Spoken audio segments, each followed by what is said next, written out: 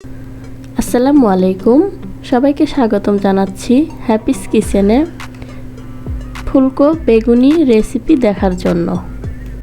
আর রেসিপিটি ফলো করে তৈরি করলে আপনাদের হবে এরকম ফুলকো বেগুনি। 2 ঘন্টা আগে তৈরি করলেও এই বেগুনিটা মুচমুচে থাকবে। এই রমজানে মুখরোচক এই বেগুনিটা খুব সহজেই তৈরি করতে পারবেন। চলুন তাহলে ভিডিওটা দেখতে থাকি।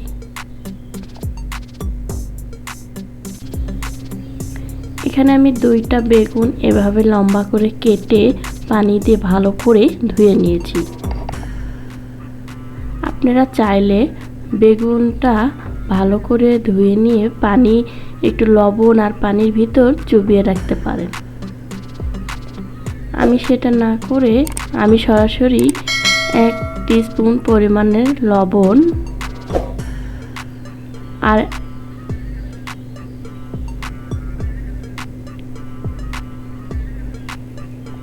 দিয়ে হাত দিয়ে ভালো করে মেখে নিচ্ছি।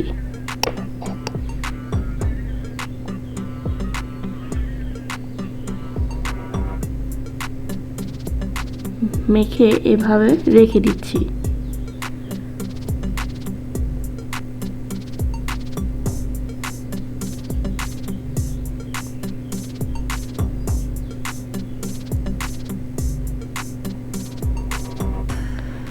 তারপর আমি বেগুনি তৈরি করার জন্য বেসনের একটা গোলা তৈরি করব। এই জন্য আমি এখানে এক কাপ আর 1 কাপের অর্ধেক প্রায় 1.5 কাপের মতো বেসন নিয়েছি। বেসনটা আমি একটা স্ট্রেনারের সাহায্যে চেলে নিচ্ছি। অবশ্যই বেসনটা চেলে নিলে বেগুনিটা অনেক সুন্দরভাবে ফুলকো হয়। লাঞ্চ বা যে গুটিটা থাকে সেটা বের করে নিতে হয়। বেসনটা তেলে নেওয়ার পর এখানে আমি দিয়ে দিচ্ছি স্বাদ মতো লবণ। তারপর দিয়ে দিচ্ছি স্বাদ মতো মরিচের গুঁড়া।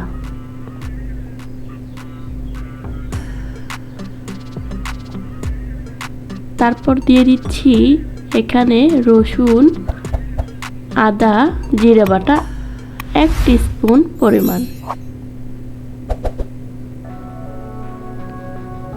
তারপর দিয়ে দিচ্ছি হলুদের গুঁড়া 1/2 টিস্পুন পরিমাণ।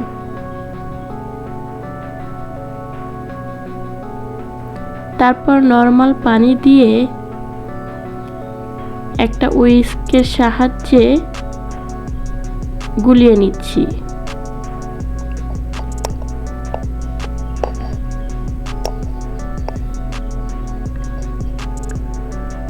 অল্প করে পানি দিয়ে বেটারটা গলিয়ে নেব। 1.5 কাপ ময়দার বেসনের জন্য এখানে আমার 1 কাপের একটু কম বা বেশি পানি লাগতে পারে।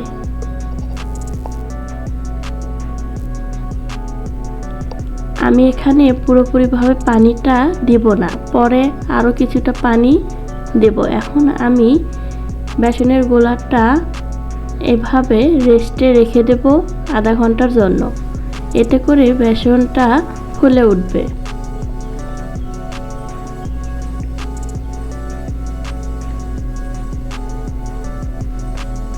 আমি 10 থেকে 15 মিনিটের মধ্যে ঢাকনা খুলে আবারও একটা হুইস্কের সাহায্যে বেসনের গোলাটা ভালো করে ফেটিয়ে নিচ্ছি। এ পর্যায়ে আপনারা বেসনটা যদি ভালো করে ফেটিয়ে নেন তাহলে বেগুনিটা অনেক ফুলকো হবে এবং মুচমুচে হবে।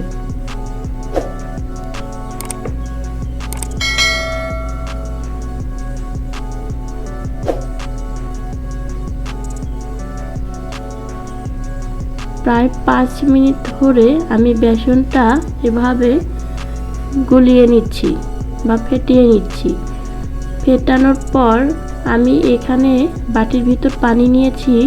পানিতে একটু বেটার দিলেই বোঝা যাচ্ছে যে বেটারটা পানির ওপরে ভেসে উঠেছে। তার মানে বেটারটা আমার তৈরি হয়েছে। এর মধ্যে আরও কিছুটা পানি অ্যাড করে দিচ্ছি। যেহেতু ব্যাটারটা আমার বেশি ঘন হয়েছে,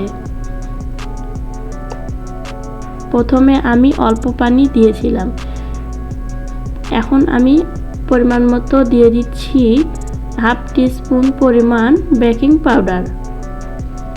বেকিং পাউডারটা আপনারা পরে ব্যবহার করবেন। আগে বেকিং পাউডারটা দিলে বেসনের যে গোলাটা তৈরি করা হয় সেটা বেগুনি ভাজলে বেগুনিটা মুচমুচে হয় না বা ফুলতে চায় না। এখন আমি একটা হাতের সাহায্যে আপনাদেরকে দেখিয়ে দিচ্ছি যে বেসনের গোলাটা কীরকমভাবে কোট হয়েছে। হাতটা চুবালে বোঝা যাবে যে হাতটা কোনো অংশে ফাঁকা নেই, তার মানে আমার বেসনের গোলাটা পারফেক্টভাবে তৈরি হয়েছে। আগে থেকে চুলায় একটা কড়াইতে আমি পর্যাপ্ত পরিমাণে তেল গরম করে নিয়েছি। এখন তার মধ্যে একটা বেগুন নিয়ে বেসনের গোলার ভিতর এক পাশ থেকে আরেক পাশ দিয়ে তেলের ভিতর দিয়ে দেব।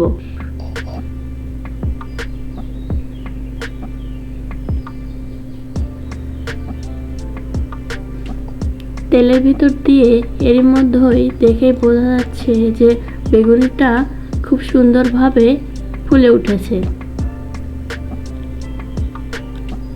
আমি এখানে একটি করে বেগুনি ভেজে নিচ্ছি, যেহেতু আমি এখানে ছোট একটা কড়াইতে বেগুনিটা ভেজে নিচ্ছি।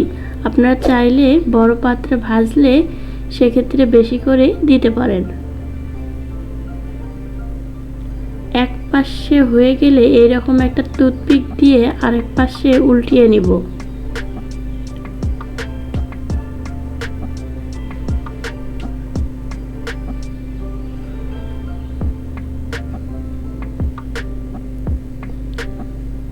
তারপর একটু ব্রাউন করে বেগুনিটা ভেজে তুলে নিচ্ছি।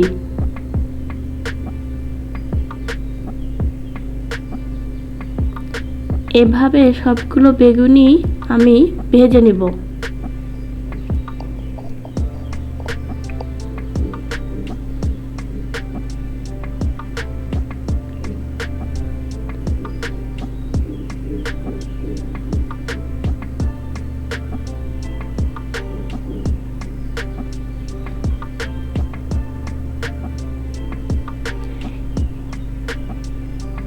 এখানে আমি সবগুলো বেগুনি এক এক করে ভেজে নিয়েছি।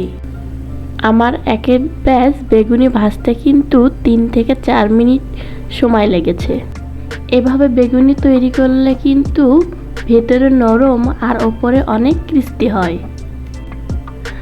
আর আজকের রেসিপি আপনাদের কাছে কেমন লাগলো অবশ্যই কমেন্ট করে জানাবেন এবং একটি লাইক দিতে ভুলবেন না। আর যারা নতুন তারা আমার চ্যানেলটি সাবস্ক্রাইব করবেন। আপনাদের একটা লাইক আর একটা কমেন্টস আমাকে অনেক দূর এগিয়ে নিয়ে যেতে পারে। আশা করছি আপনারা সবাই ভালো থাকবেন, সুস্থ থাকবেন। আজকে এই পর্যন্তই। আল্লাহ হাফেজ।